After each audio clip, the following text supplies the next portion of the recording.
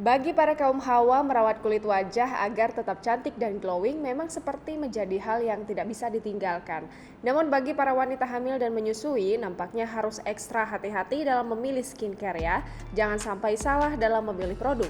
Kejadian naas dialami oleh wanita asal Filipina ini lantaran memakai produk skincare pemutih abal-abal saat masih menyusui, anaknya yang masih bayi mengalami kondisi yang cukup mengerikan. Nah, hati-hati ya bun. Ibu hamil dan menyusui wajib selektif saat memilih produk perawatan kulit. Jangan sampai kejadian miris bayi malang yang alami kondisi mengerikan karena kebiasaan sang ibu menggunakan produk pemutih abal-abal ini terulang kembali.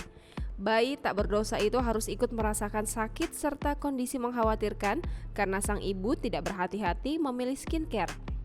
Peristiwa yang terjadi di Filipina ini menjadi pelajaran besar tentang bahaya keamanan yang dapat ditimbulkan oleh produk pemutih kulit. Dampaknya bahkan bukan hanya bagi si pemakai, tapi juga orang di dekatnya.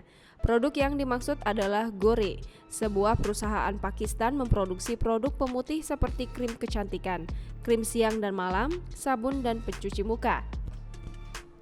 Sebenarnya, sudah banyak korban yang mengutarakan keprihatinan mereka melalui media sosial dan platform lain tentang produk ini.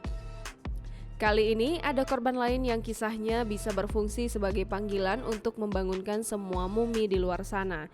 Karen Grace Reguyal, pengguna produk Gore, mengalami alergi buruk yang bahkan ditularkan kepada bayinya, demikian dilansir dari SG The Asian Parent. Setelah berkonsultasi, dokter anak mengatakan kemungkinan ia telah menularkan melalui menyusui atau kontak kulit. Peringatan kepada kita semua tentang bahaya pemakaian produk kosmetik, bahwa produk itu tidak hanya mengekspos diri kita sendiri, tetapi bayi kita juga.